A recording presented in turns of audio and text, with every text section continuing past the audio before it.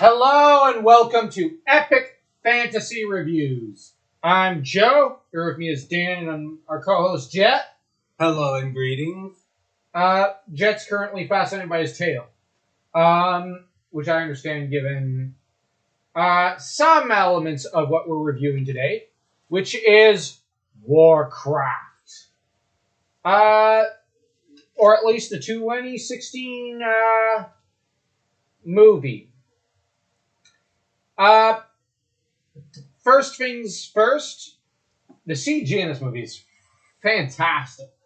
Mm-hmm. It's perfect. I think anyone who complains about it evidently doesn't know what they're talking about or are nitpicking when you just need to look at it. It looks real. Except when it comes to the orcs. There I understand some criticism because the hands are too big on the orcs. So maybe the hands should have been made a little smaller. Other than that, it's pretty much perfect. And Doomhammer's Warhammer Could have used a longer handle. Yeah, because the pommel's just too short. Mm-hmm. Because if you look at the old Warcraft 1 game and 2 games art, his Warhammer was large and had a longer handle, a much longer one than what's shown in this movie. And the prologue fight, where the knight in the intro picks up that shield and gets crushed by an orc, was pointless. There was no reason for that scene. And it cuts to Durotan of the snowflake. I mean the Frost Wolf tribe. I'm sorry, but he's just way too sensitive. It's like you were the one who commented, "Oh my gosh, I think he's gonna cry." It's like I hated his eye. I mean, I understand he wanted to go with the beast with the sensitive eyes, or the eyes are the windows. But the problem is they forgot that these are orcs. That's the problem with the past about 17 years or so of World of Warcraft is that they've been more occupied with revisionism and revising the old lore to fit with modern lore. And the fact that, in the old lore, in the pre-World of Warcraft age, yes, I know. A lot of our viewers are going to go, okay, boomer. Well, guys, in the old days, the orcs were a warlike society, and the thing about both the Alliance and the Horde was that they were supposed to be more medieval in mindset. And the orcs were very violent. I'm not just talking about those who drank the blood of Manaroth. I'm talking that just heightened what they already were to a large extent. And you had someone like Orgrim Doomhammer, whom was just one of the most fascinating characters in fantasy at one point. But, we can't have good things anymore because Blizzard, Activision. And I know I'm being really hard on them, but, come on, guys. And I know that they're supposed to appeal to the normies with this movie, but the thing is, you could have done that and still kept some of the old stuff. Look at it this way. In 2016, I will give it credit. Game of Thrones had come out, and it was very provocative, very violent. It was a slasher series. And they leaned into all the perversities and evils and vileness of certain ancient societies and whatnot. And it's what? And the thing is, here, it's like Warcraft decided, oh, no, we can't do that. Let's go take a look at Pirates of the Caribbean 2 and look at Davy Jones, how he's about to cry at every scene. Yeah, and it wasn't just that. It was they kind of went, oh, we can't call this Warcraft. It's Peacecraft. That's what you might as well call WoW these days. The world of Peacecraft. Because there's no war. And this is during the First War, when like both sides were jerks in the original lore. Yeah, I know I'm too attached to the OG lore, but like, guys, it was better. All right. It was set in a way that it should have been set in a way that it didn't have to deviate from the lore. And I think that would have drawn more people in. Because in the original lore, for example, Garona had mind control. She was also a bit of a slut. Doomhammer tortured people and was very violent despite being a heroic character for the Horde. You had Anduin Lothar, who was a bit of a poser, and his right-hand man was even better than him. Medivh was pure evil, and it was... Because, like, when I first saw the movie in 2016, I was like, oh, it's been a long time since I looked up Warcraft. I'm only familiar with Warcraft 3's lore. I'm going to look this up. So I look up on the website, and I go, oh, wow, this is really interesting. I go to watch the movie, and I go, what the heck? Now, I really liked Khadgar in this movie, though. He was the best part. Yeah. Now, first off, Orgrim should have been a Blackrock. So we're going to call him a Blackrock rather than a Frostwolf, because he's not a Frostwolf. Blackhand is obviously at the beginning a frontman for Gul'dan. Although the planes transportation, the orcs transporting themselves across the two realms, I thought was really interesting. Yes, as you mentioned, very ethereal. Yeah. Now, I know to some it might seem like space, but it didn't seem like that to me. It almost looked like they were crossing an ocean. And I found it very, very fascinating. Mm-hmm. The childbirth scene seemed pointless. Gul'dan should have just crushed it like a bug. Yeah, I mean, okay, so he's going, I don't want women on this side of the gate. Wait, then how did every orc of Thrall's generation get born? This movie didn't think that through. Not to mention, okay, so he's going, I don't want no woman. But I'm going to let this one live and her baby live. Well, actually, I'm going to save her baby. And say, a new warrior for the Horde. So, is he for or against this? I don't get it. Like, just right there, that's a plot hole. And that had me scratching my head and going, what? Now, admittedly, I do like this movie, but just some of the stuff with the orcs is just... The writing is just so bipolar. And it's bad. And it has to do with the fact that the creators wanted to put Durotan at the center. When Durotan was never an important character, he was always a political puppet and tool of Orgrim Doomhammer. And Durotan and Thrall should never have been, like Durotan, okay, I'm fine with to an extent, but, like, Thrall should never become a main character. He's a terrible character, and the focus of the Horde, even in Warcraft 3, should have been on Doomhammer. But that's for a Fantasy Talks episode. Mm-hmm. But the thing is, now, not to mention Gul'dan brought over Garona. So why is he freaking out about a woman? Yeah, I don't get it. It's so inconsistent. It's interesting when, now, as for the Alliance, I'm expecting a grandiose entrance. Anduin Lothar shows up. Here's that someone's actually been kind of looking around at some of the corpses of victims. So, Anduin kind of,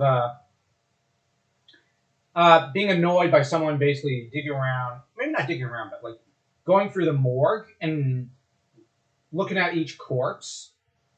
I can kind of understand him and his men being a little peevish about that.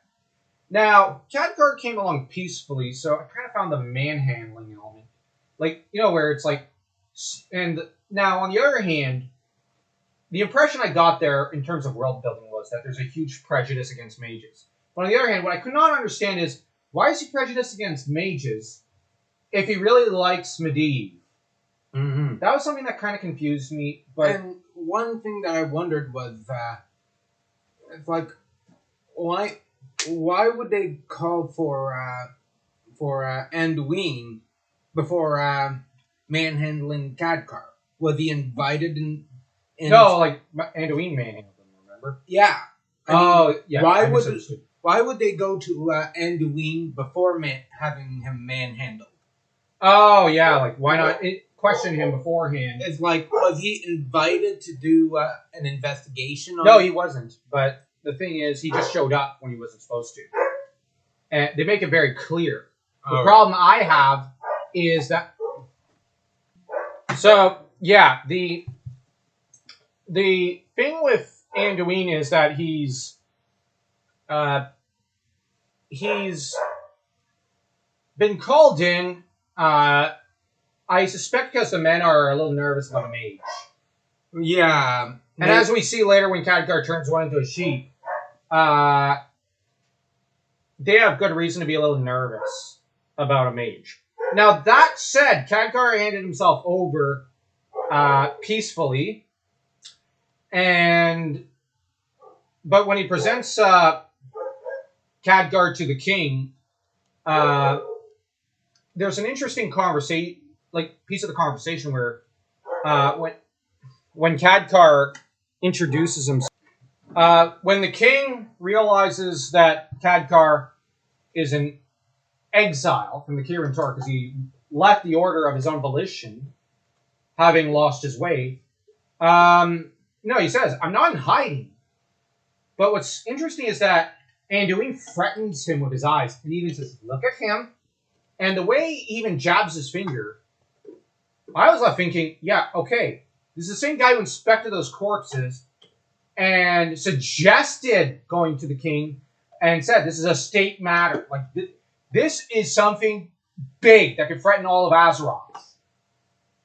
But the guy's getting threatened. And throughout the movie, we see Anduin abuse and threaten to kill Khadgar, even though he's on his side. There is such prejudice against Khadgar, both because he's a mage and because he left the order. Mm-hmm. Because he decided he just wanted to live an ordinary life.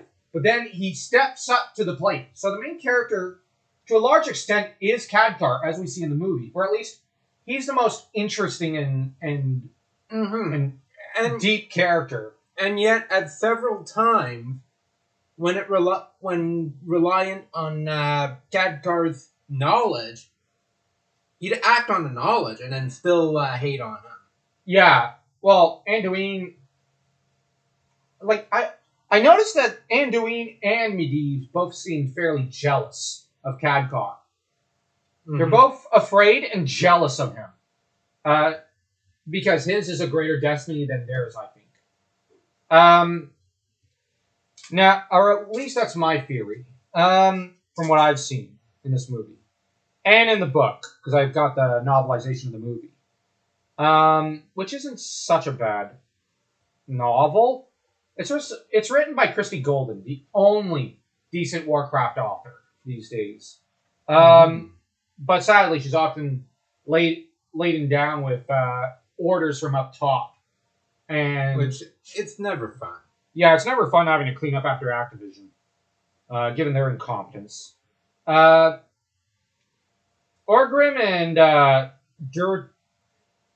and Khadgar should have been the main characters. The movie should have kind of opened up with Doomhammer's point of view when crossing the portal instead of Durotan's.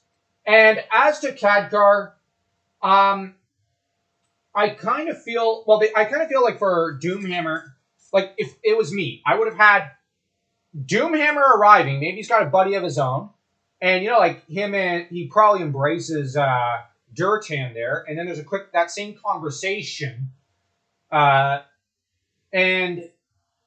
except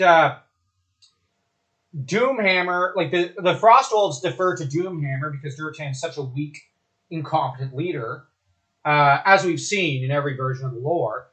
And because Doomhammer really kind of overtook command of the Frostwolves, because the Frostwolves realized in the actual lore that their own leader is essentially a roi fainéant.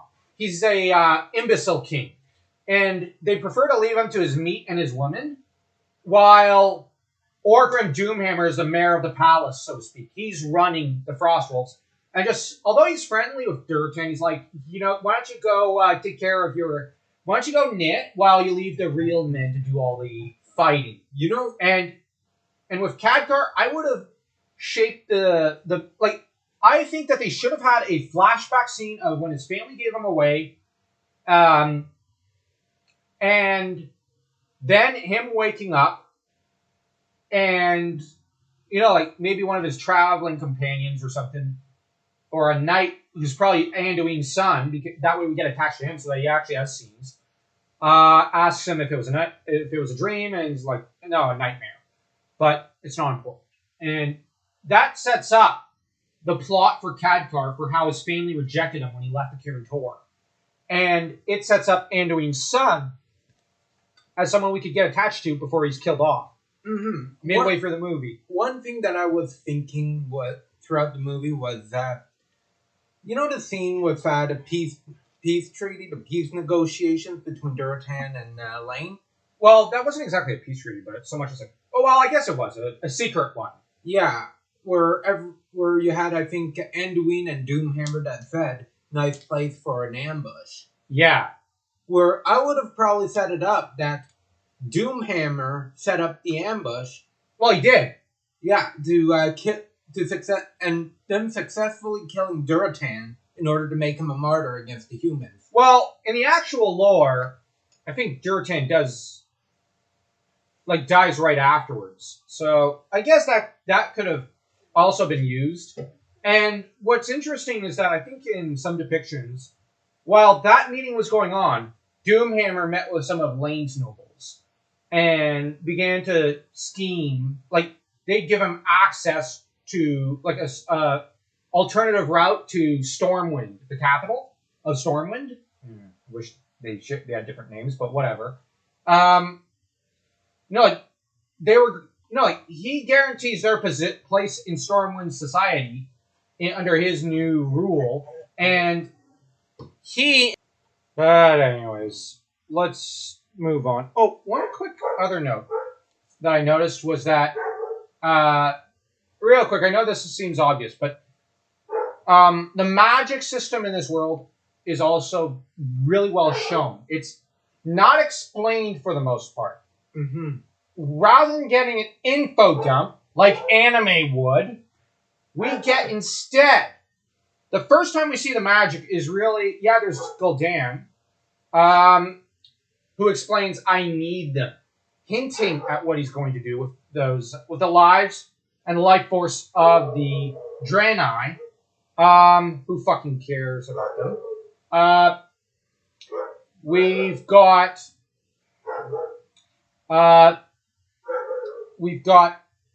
Khadgar goes to speak, so you need to do an incantation for normal magic. And I noticed that with Medivh as well. Now, that said, Khadgar's tattoo of the Kirin Tor also tends to shine whenever he's using magic or sensing for magic.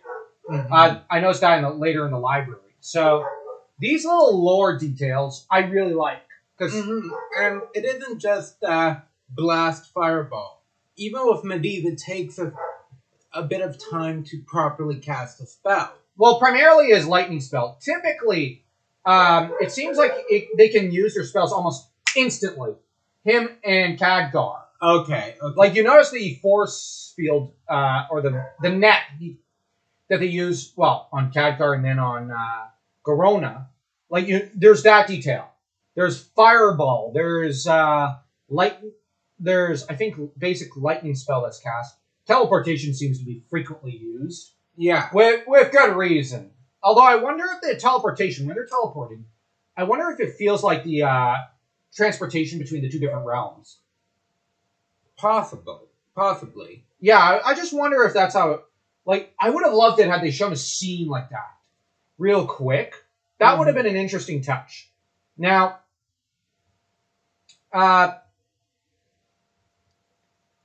in Medivh's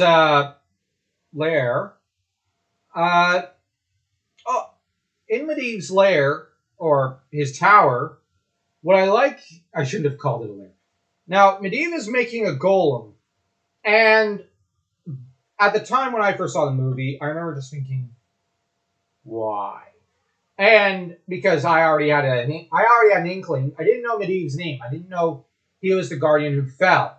But like the knowledge that immediately upon seeing him, part of me went, he's fishy. Mm-hmm. And like I don't know, like something about the way the his major domo spoke and the way he spoke had me thinking he's looking to replace his right hand man. Mm-hmm. And like now, as I got that hint. On the other hand, I got a hint of Khadgar possibly falling because you have a dark ghost who in the background who kind of signals for him and leads him to that dark book. So they're hinting at both, and I like how that was a false hint with Khadgar. Yeah. That said, as someone who had studied up a bit on the lore, I kind of went, oh no, I don't think this Khadgar guy falls. I know one of them falls. I got a hint of both, but which one? And I remember you also, because we saw this in theaters. We went together and with a friend, and we were like, which one? And yeah, I remember that. It's like, yeah, we were both in the library. It looked like more like temptation, and then they reversed it. That there was a reason behind it. Yeah, I don't care much for essentially slandering of religion in. I don't care much about slandering of religion in movies, but this time I actually liked it because Khadgar is not a priest. No, it's like Medivh looks very Jesus-y. And yes, they did that on purpose. But on the other hand, his behavior is the complete opposite. Exactly. You know what I think they drew inspiration from? And I'm going to give a lot of praise here.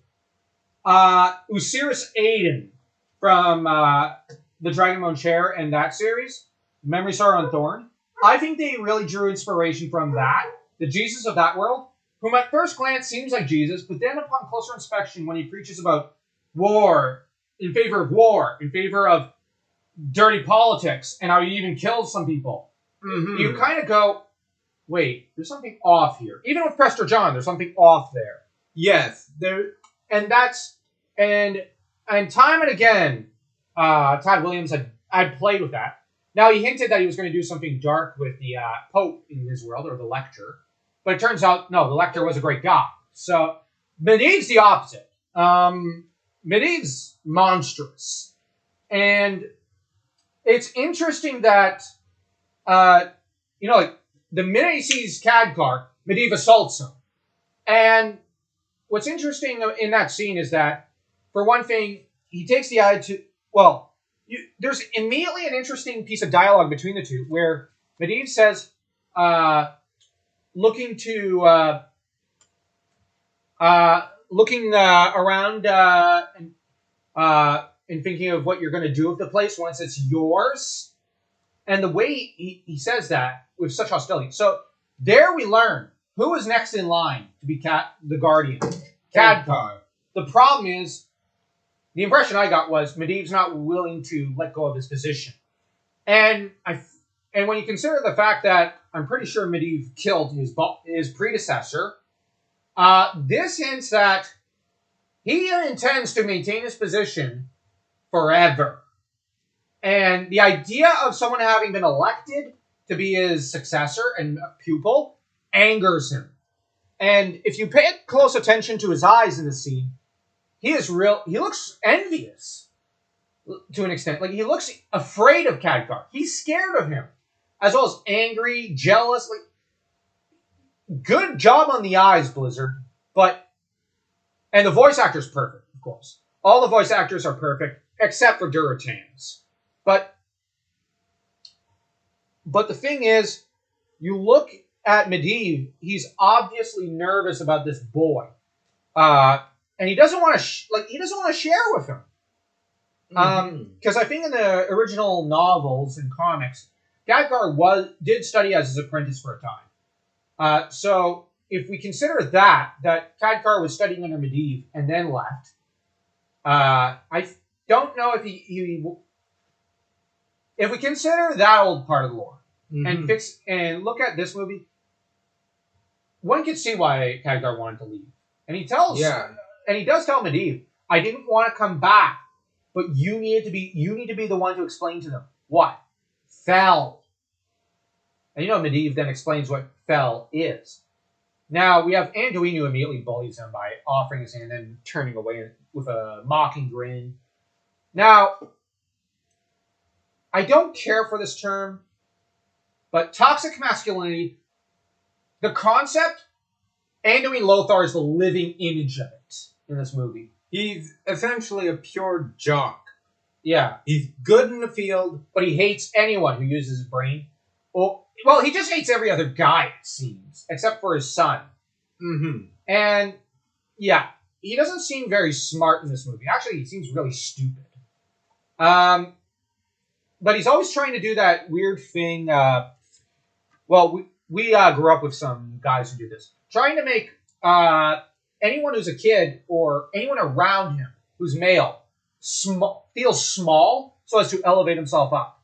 And it's not a pretty thing to see. Mm-hmm. Now, on the other hand, I like that they did that to an extent because it shows a very flawed human being. Mm-hmm. A human being who, frankly, is a garbage human being. But this is one of the guys that the fate of Azeroth is in the hands of. But, so part of you kind of starts to loathe him.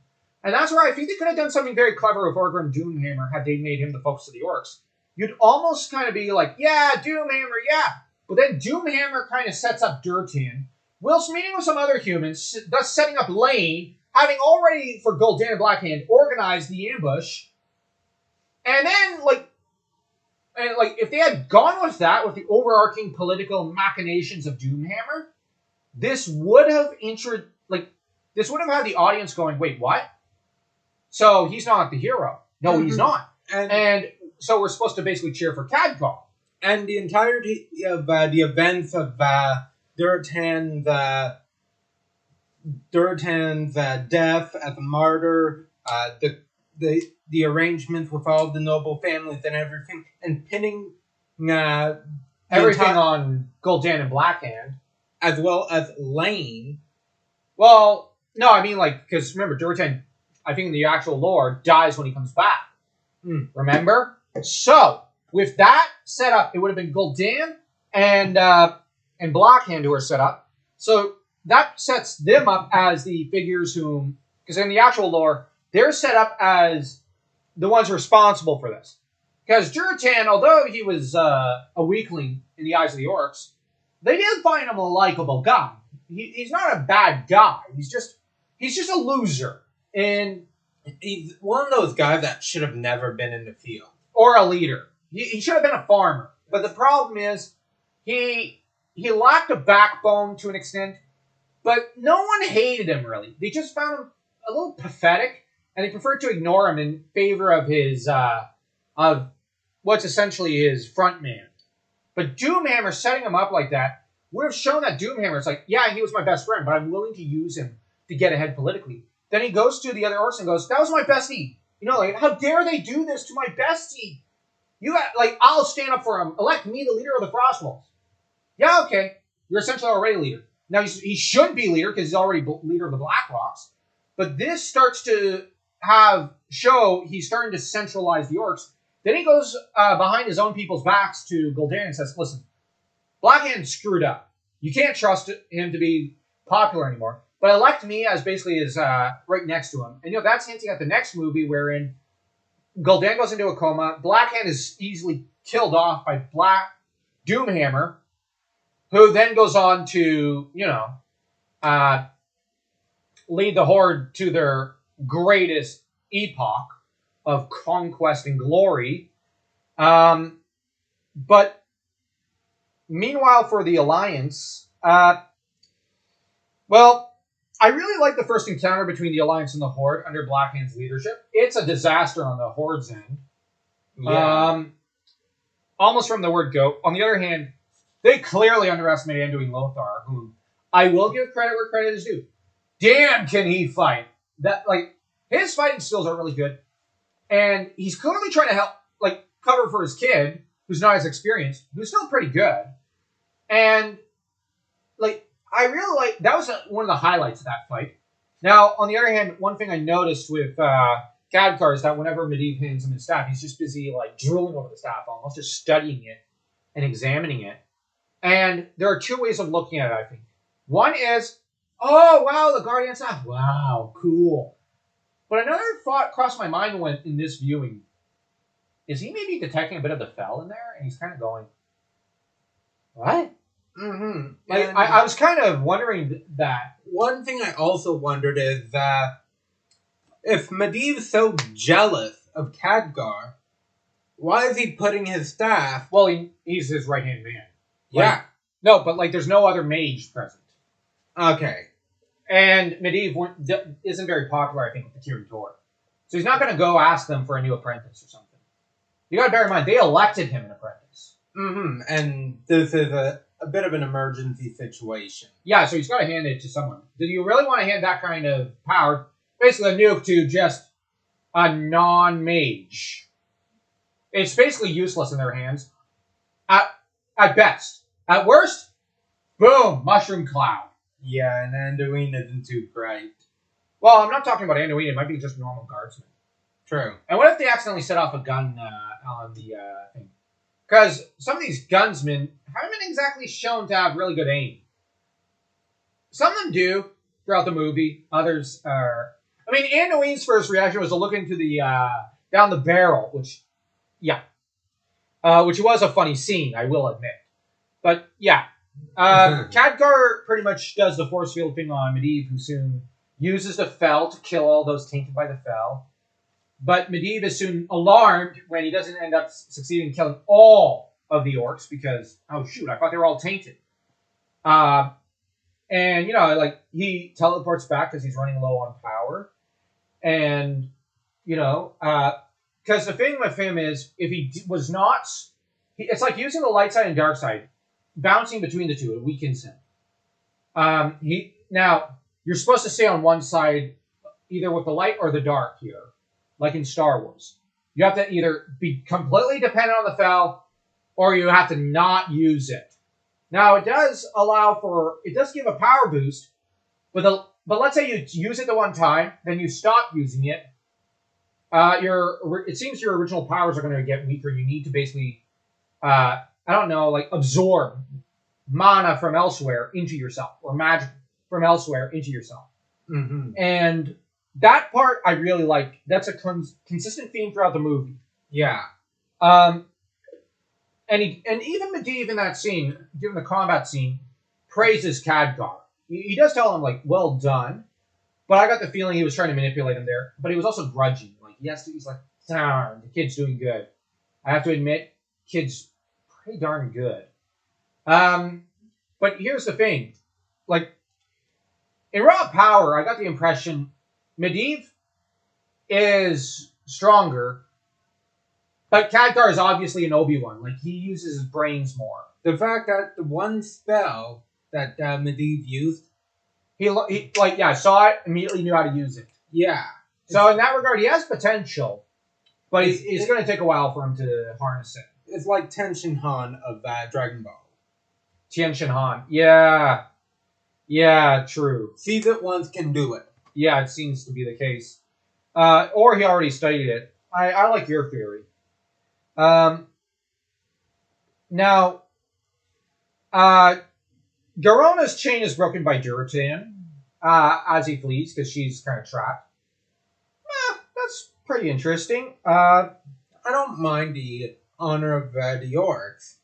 Yeah, it's just I wish they had shown their political savviness. Yeah. Anduin demeans... Anduin struggles to capture the one orc, but demeans Khadgar's capture of Garona and goes, seems to be the runt of the litter. Because, of course, he abuses the kid, who's kind of doing better than him. I'm just saying. Yeah. He's carrying the team. Now, we do get Garona, who admits that how she understands the human language is that there were people who were sent from the side of Azeroth, taken prisoner, and brought to the Orc realm of Draenor, and they taught Gul'dan and Garona the human language. But when we consider that Medivh explains that for years he traveled at one point until he went to a distant land and met some honorable people, fell in love, and pretty much fathered a child. Well, in this, he's Garona's daddy. It's very evident. But the problem is that the Orc tribe obviously found out that, he had fathered a half-breed and decided to burn her mother alive. Yeah, that was nice of them. And she was saved by Gul'dan.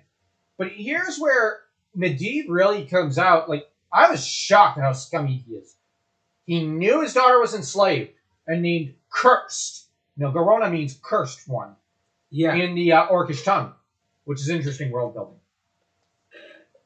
But he not only did not free his daughter or take her in, he made a deal with the man who had enslaved her and probably raped her. Yeah. Like, this guy is evil. And here's the thing, his motive is just that he wants to save Azeroth. So he wants to make a false crisis so he can keep on saving it and keep on being the hero. Because he was once a hero and then people went, thanks. Let's carry on with our day-to-day lives. And he's like, wait, I want to be the hero. He doesn't want to be forgotten. He's on a huge power trip. So, he summons Gul'dan to Azeroth out of egotism and narcissism. And this is happening in the background. And then you have Garona, who is brought before King Lane, who really can't seem to take his eyes off her, especially her rear end in some scenes. At certain points in the conversation with her. I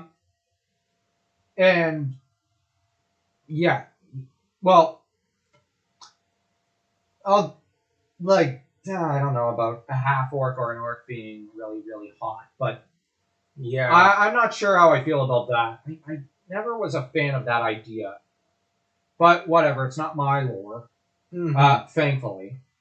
I mean, no offense here.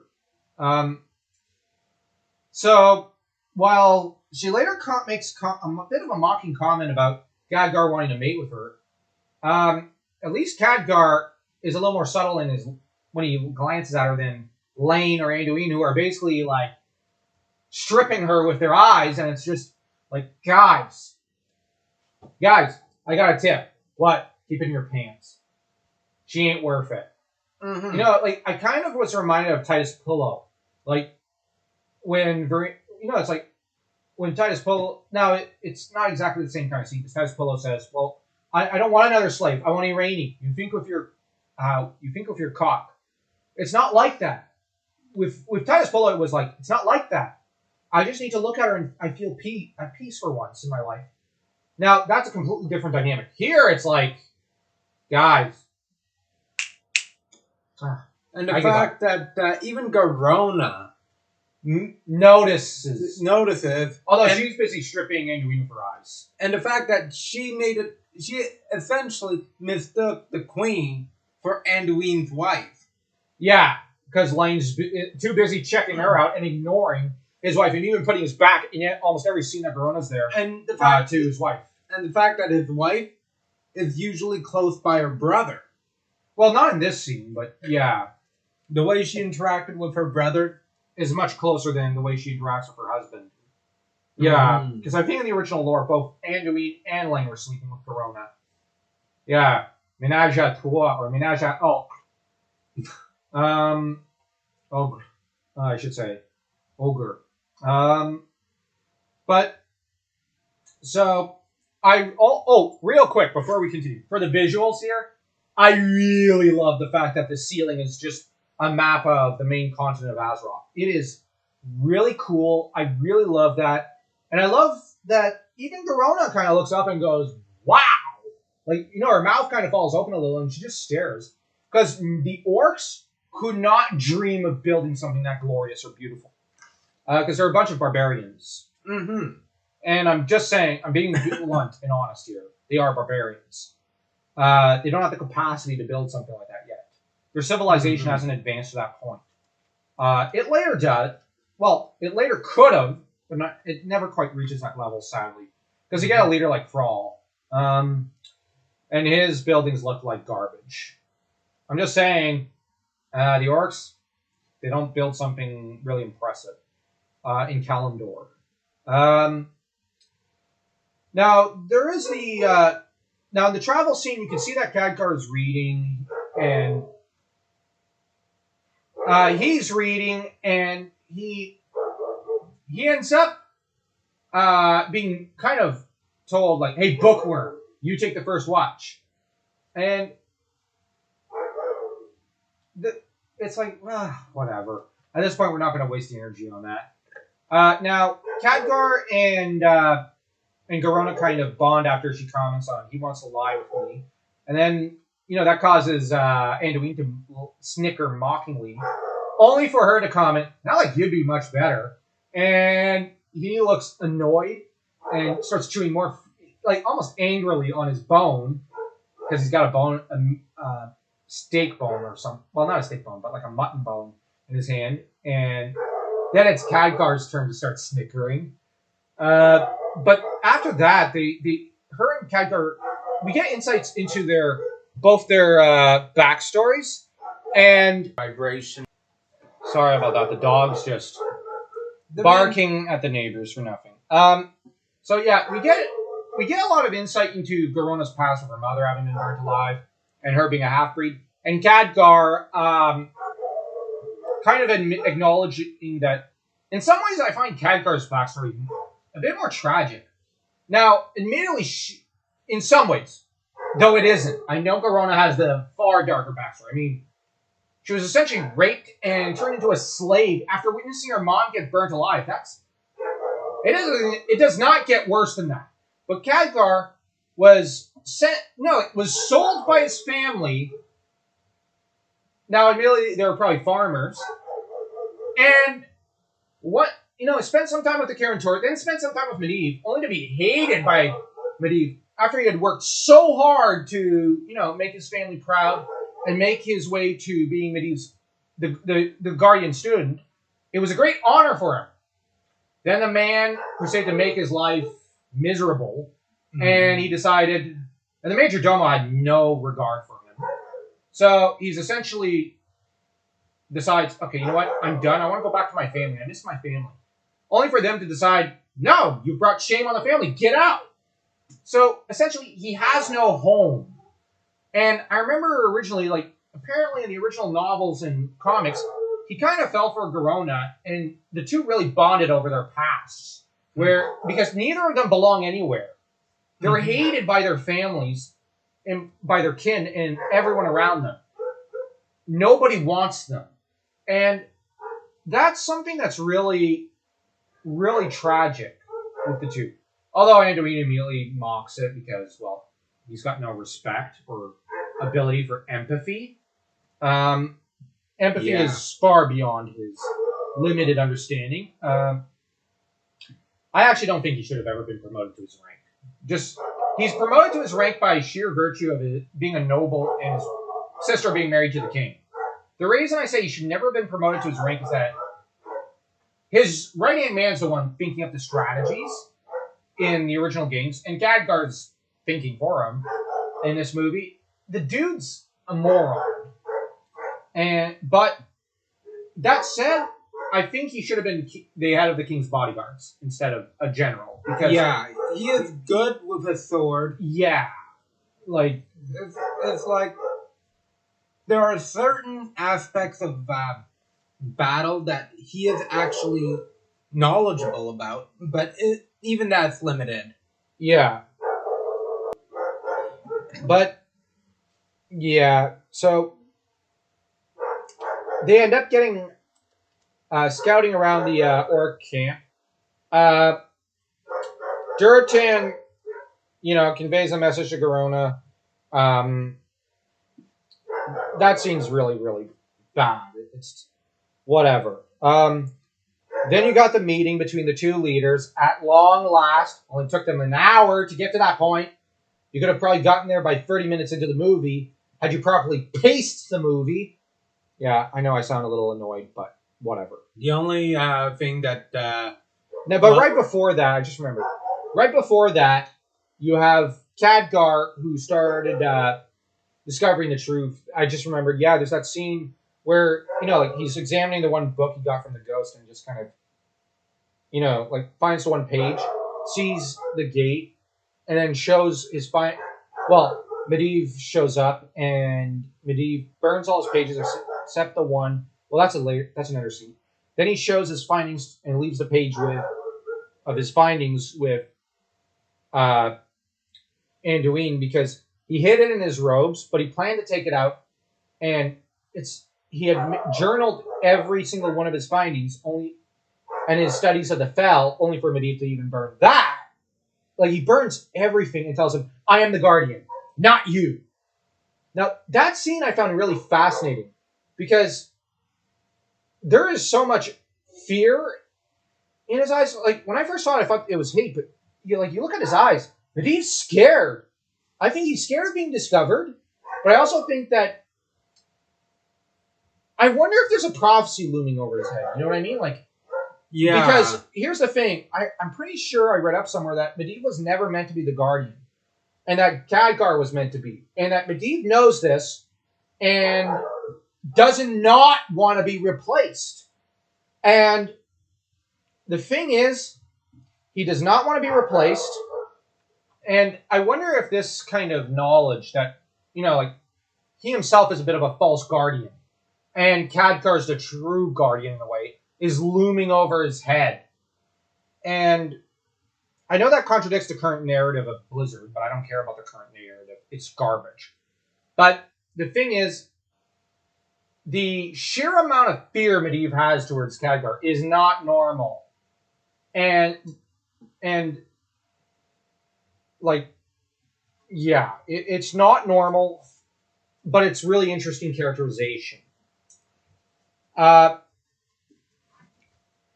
as to the meeting between Lane and Durtan, it's really well done for the most part, up until the ambush. The scene is, I like how Garonas acts as translator between the two. I do like that. Lane demands that his people be looked after. Lane, I also like that he's like, come on, why are you even attacking us? We've done nothing here. Like, you guys started this. There's room enough on this continent for everyone. So why are you trying to take what's ours? You have Durtan. Our culture's a warlike one. Like, what do you want from us? So in that regard, it's a good scene. But you see that Durtan is very weak here. Because the ones dictating terms and telling him, you're going to do this, you're going to do this, you're going to help us with this coup, you're going to do this for us. Now, yes, he says, I'm willing to kill Gul'dan and attack him with my Frostwolves. But he has so many conditions laying upon him. And in the prospect of victory, he will essentially be reduced to slave of Stormwind, because he lacks the backbone. I can't help but think that if Doomhammer was negotiating, he'd say, I want better terms. Yeah. I think we can hold out for more. So that's why I'm kind of like, I'm pretty sure, didn't he go around Lane and go to some of the nobility and go, yeah, Lane, I don't really like that guy, but, Durtan, yeah, he's kind of puny. I'm the real boss here. I'm going to rise up in the orc ranks. Let's talk. And then he's like, okay, make me king, and I'll give you this. Or, like, I will promote you in the kingdom of Stormwind. And he forges a much more even deal. It's like, no more orc attacks on people in Stormwind, but in turn, we combine our military force against, our enemies. But now that said, I'm not sure, like, Lane's not a great king. He's a rather weak one, but he's evidently a much stronger personality than Durtan, whom I wondered if he was going to cry in a minute in that scene. Yeah, there was also another problem with Durtan. It's like he said he was going to kill Gul'dan, but he didn't have a plan for how to do it. Exactly. He didn't set anything up. He didn't set anything up to try and ensure the safety of his clan. Yeah. Well, his plan was to ambush, but the problem is, I personally would have waited for Gul'dan to sleep because he does sleep. But whatever. Like you could have gotten closer to Blackhand, but whatever.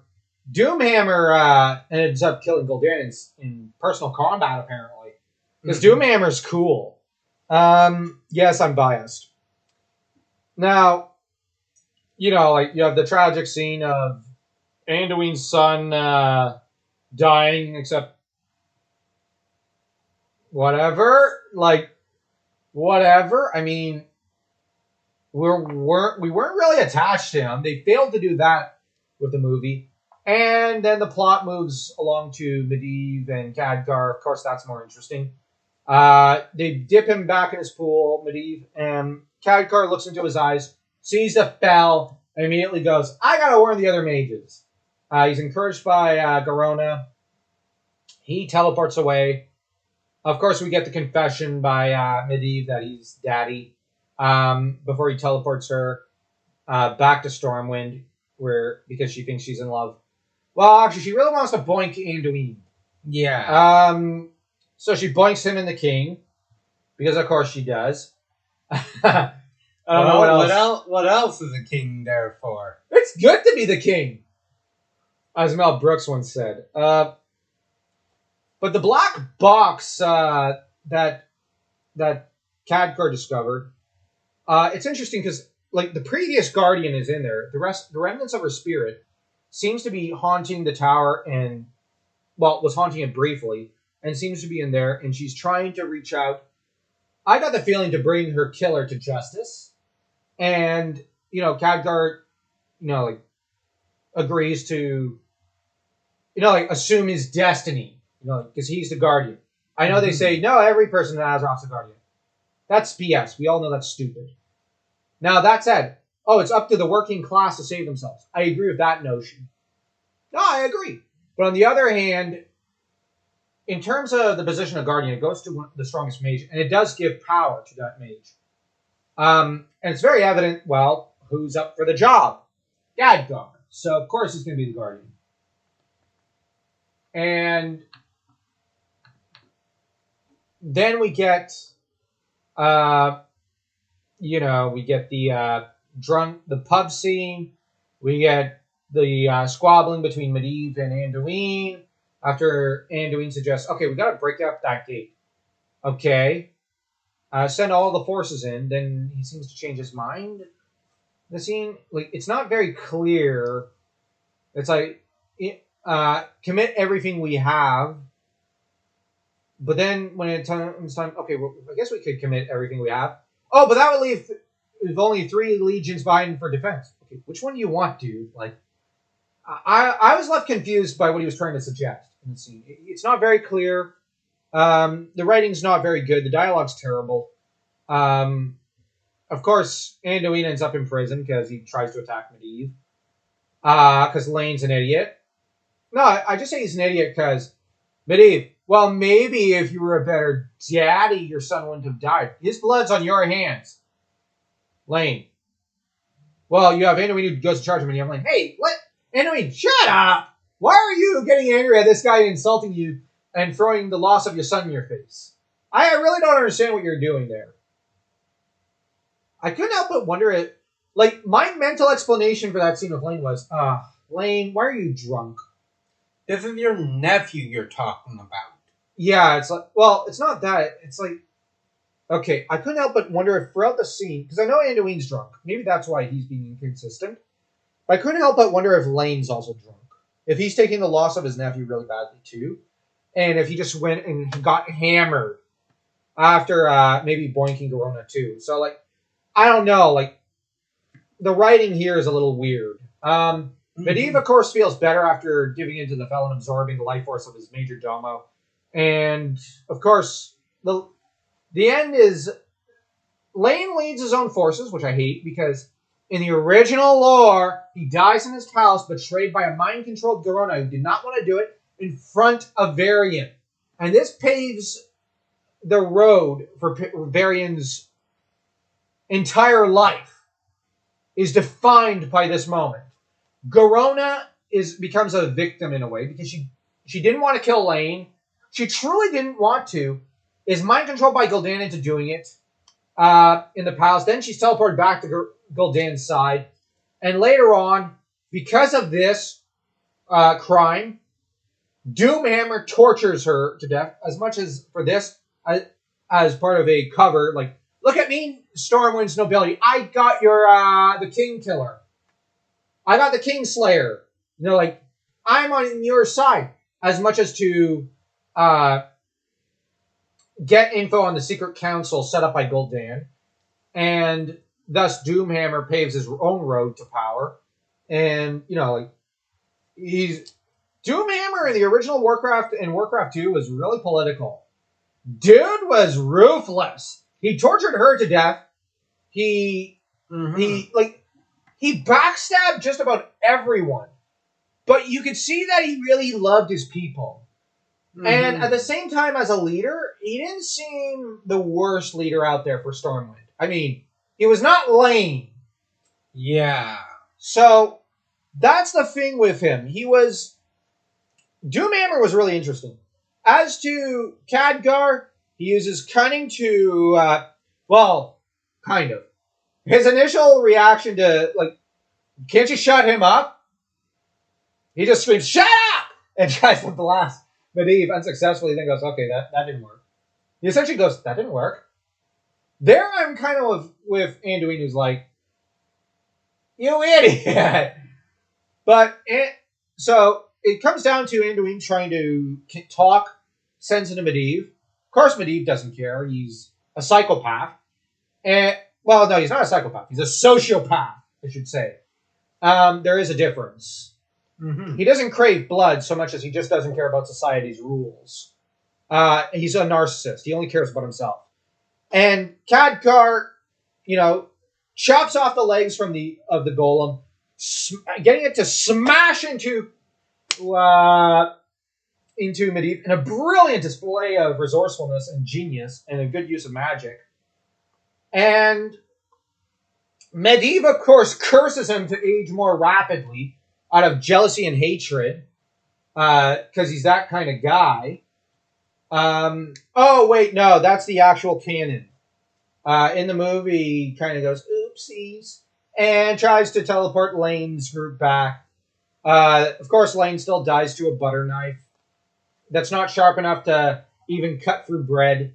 And Anduin kills Blackhand.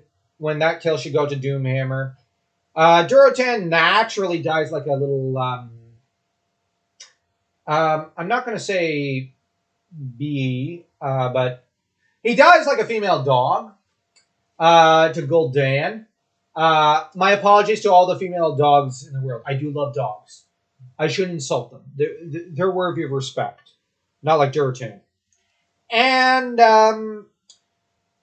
they warred ever after. I'm kidding. And of course, at the funeral of Lane, the Queen blames the rest of the Alliance, who initially were reluctant to go to war because they don't want war. They've gotten peace recently, and they don't know what the threat is. They're not entirely sure, and they're kind of like, okay, whatever. That was their position in the beginning. It's like, you know what, this is a Stormwind problem, and you're demanding that we kind of cross the border to go back you up, but you don't normally like us crossing into your border. Okay, we're not sure how to respond to this. And it's like, well, we're the greatest kingdom. You all owe us one, says Lane in the middle of that meeting. He freaks out on them. That's early in the movie. So, because he forgets that Lordaeron is the greatest kingdom of the Alliance. Exactly. But at the end, the Queen stokes the crowd, stokes the mob, into anger at the representatives and ambassadors of Stormwind, which I would theorize is a political disaster. And this is what costs her the first war with the Horde, because from what I understand, I think it was only the elves who might have sent reinforcements to Stormwind, and it was very few elves who went. And Stormwind fell. So I don't mind that scene. It hints at Lane was a terrible and diplomat with the rest of the Alliance. He was arrogant with them. He ordered them. He did not request, really. And he did, but then they said, we don't think this is really our problem. But then rather than saying, okay, guys, can we negotiate here? I'm willing to make some concessions here. Let's talk shop. He goes, how dare you, essentially. And then sorry about that, Jet. You can go back to sleep. Sorry, puppy. I kind of startled this puppy, the poor puppy. He just got to sleep. And not there was, whereas you could see that Lane. Now the Queen's a better orator than Lane, but the problem is she goes berserk on them, and I like the idea that this cost Stormwind for a while, and that this is the reason they fell. It's because they kind of mostly the king and his wife kind of, even Anduin to an extent, approached everything like a warhammer, like a bulldozer. And when this required a diplomatic touch, they forgot that this is an alliance, not a superior state with its vassals. Because let's face it, even the dwarves help.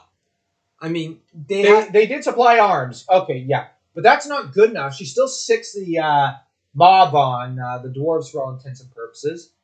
And she pins the blame of Lane's death on them, which is a political blunder. And this causes the defeat of the Alliance in the First War. Then you have the Second War of Lordaeron, the Second Alliance of Lordaeron. The war with Lordaeron, between the Horde and Lordaeron, is really interesting because Lordaeron kind of approaches the situation more with a... they appeal to, like, all right, if we fall, you're all going to fall. Guys, come on. This is the end times. This is the latter days of the law. This is the apocalypse. Join us now. We need you. And only you can save us. And Tyrannus was a more brilliant diplomat in general. And I will give Uther some credit. Uther, Lightbringer, and Tyrannus were able to rally the alliance because they understood that this is supposed to be an alliance. That said, on the other hand, they were politicians. They subordinated the rest of the alliance to them. And in that regard, there's a political element to their deeds. Mm-hmm. And now I really like Tyrannus, and I do think he's a very good king. But when you read like the Arthas book, or even play Warcraft 3, and you play Warcraft 2, you understand that this guy's a politician.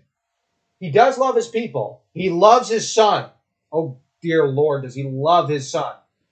And you know what? His son is a better politician, but also a more earnest one than his father. He's much more earnest than his dad. And Uther. But Tyrannus here is the one who really uses this to his advantage, as well as he is the man who is able to repel Doomhammer. But I kind of think that one reason why he didn't send back up to Stormwind was, you threatened to kill my ambassadors. And most diplomats in the Middle Ages were usually people connected to the royal families. Yeah. So I kind of think that he took that a little personally. And, well, I would too. No kidding. So the visuals of this movie are beautiful. The writing is a little bipolar. Okay, it's very bipolar. The characterization is so-so. Mm-hmm. But the music is really good. Yeah. The voice acting is top-notch. Except for Durtan. Like, what are they doing with his voice actor? They could have gotten someone competent. His voice actor just doesn't seem...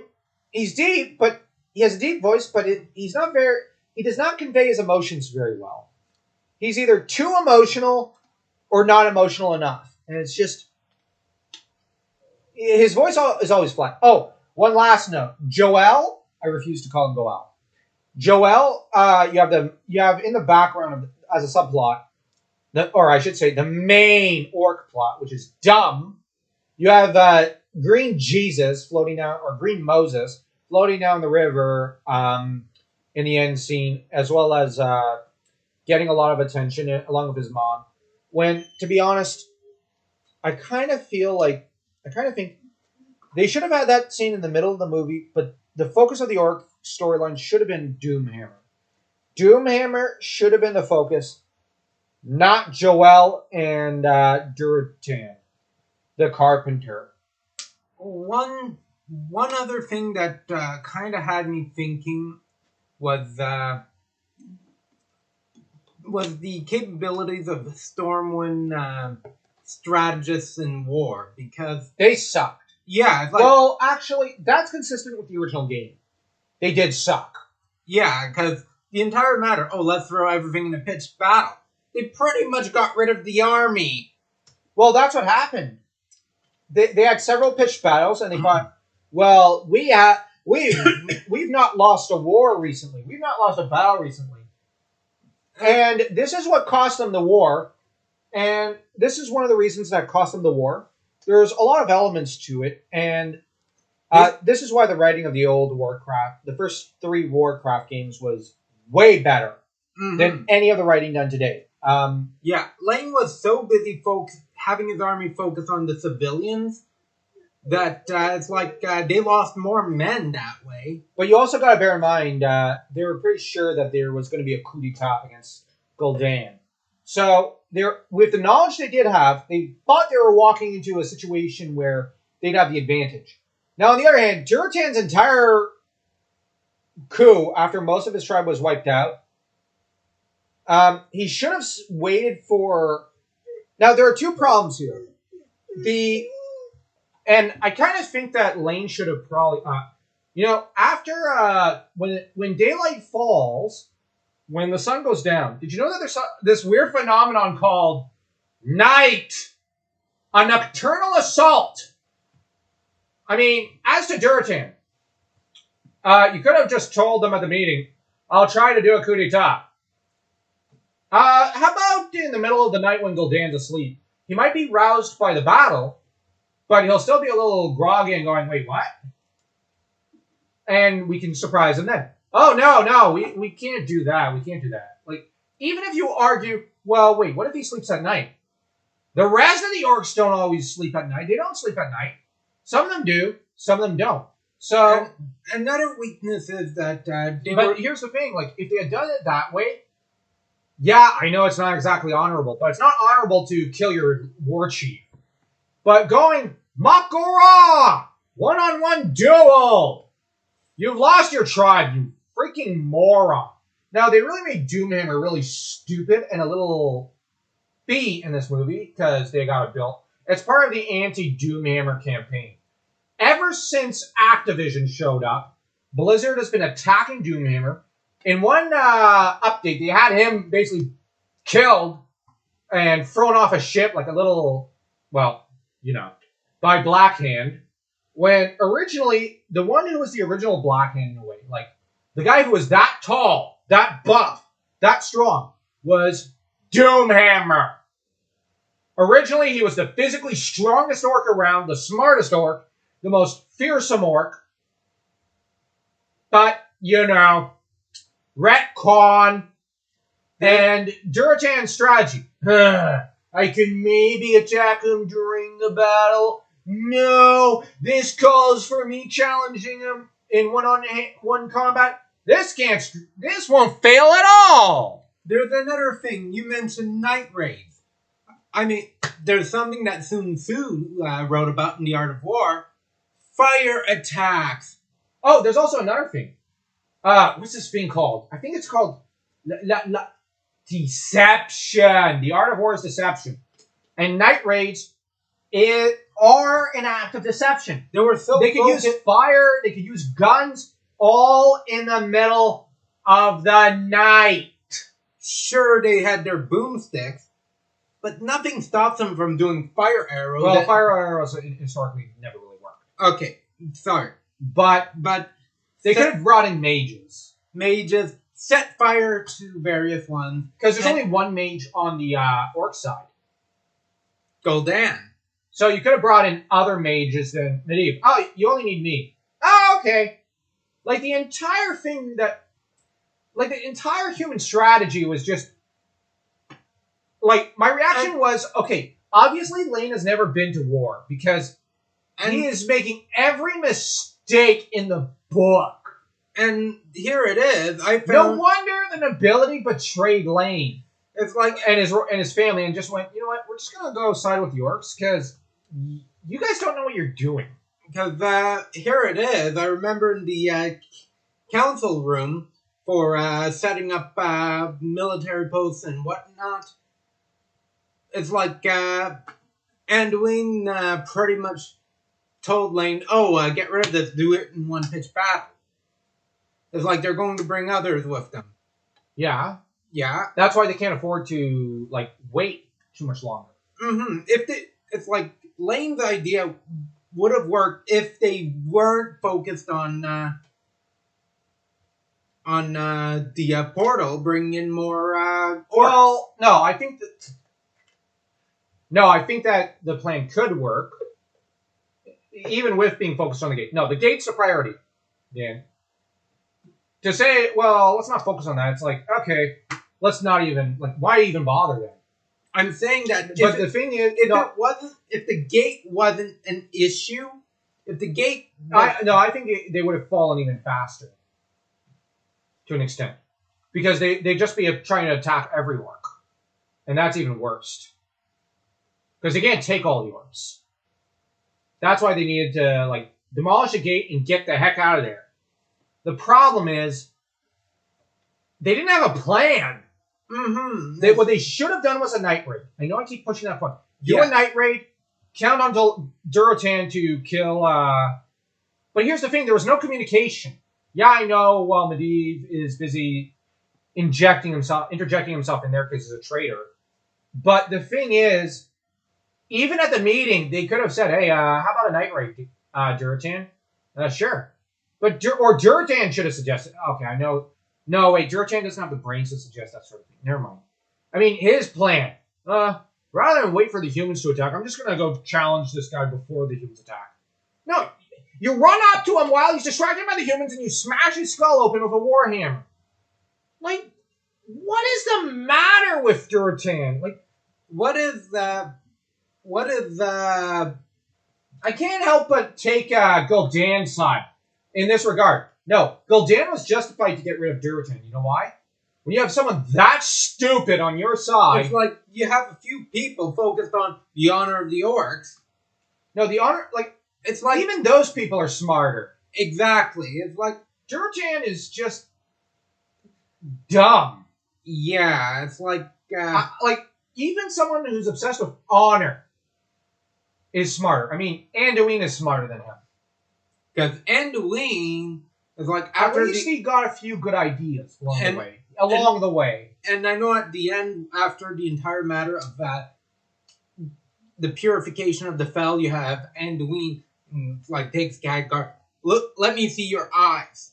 Yeah, although because he finally recognized the sight what Fel looks like. And yeah. So Medivh's redemption scene sucked. Moving into that. That was cringe. Pure cringe. Yeah. And revisionism. I don't like that. I don't think... Okay, I'm going to say something a little controversial. Generally, not always, but I don't think that writers or, in general, let's say you wrote a scene a certain way, 20 years ago. You should stick with it, because most people are not Tolkien. They can't pull that sort of thing off. He did that kind of thing, but he always had a certain vision, and you could tell. But I don't think individuals or companies should go back and retcon something from 20 years ago for a game or something. And it's like, oh, well, we want to promote this other character. No, you made your bed. Lie in it. You wrote a certain piece of the lore. That's canon. No retcons. You can remaster it, but you must never retcon.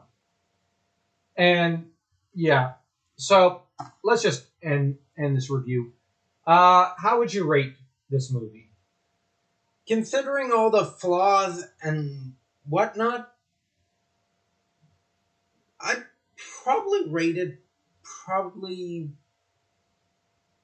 3/4. Yeah, that seems about right. It's an enjoyable and good movie. It's just what it could have been would have been better. Mm-hmm, The movie we could have had is what I wanted. I think we both wanted to see rather than what we did get. Mm-hmm. They were focused on Duratan and Joel and King Lane when they should have been focused on Khadgar, Orgrim, Doomhammer, and Anduin. There were more. Well, Anduin, I don't mind. Okay, the focus he got, that's okay, sure, but Khadgar and Doomhammer should have had more focus, and they should have been promoting Doomhammer. They were treating the audiences like they were nothing more than casuals. Yeah, well, they were treating their audience like they were stupid. Mm-hmm. And which is worse. And yes, I was trying to be a few years ago. I thought that, oh man, I wish this movie had done well, so we could have had a Warcraft 2 movie. But if it was these writers behind the helm, I can't help but think maybe this movie deserved to fail now. Which is a shame, because I would have liked to have seen a Warcraft 3 movie focused around Arthas. That's probably the story they should have been telling. Mm-hmm.